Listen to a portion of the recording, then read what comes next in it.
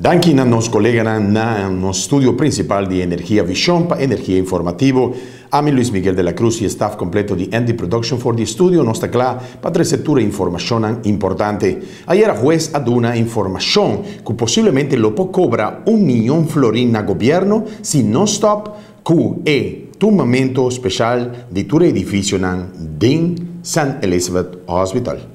Ayer estaba bordo de una, lo cual está un multa de aproximadamente para $1.000.000, para lo cual está bajamiento de terreno de hospital above.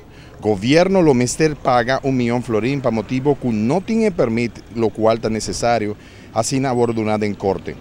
Juez a prohibir bajamiento de edificio arriba terreno de hospital above. Juez a imponer una multa de $1.000.000 para motivo que el gobierno no ha respetado el veredicto de juez Duna anteriormente. Camina que a prohibir bajamiento de edificio bow de terreno de hospital. El caso aquí está andando para un tiempo cava, camina con organización manera entre otros, promete documentación y también están en caso de judicial contra el gobierno para bajar edificio de terreno de hospital. Está una prohibición total, cual por cierto es aquí está algo que está patrimonio mundial de UNESCO.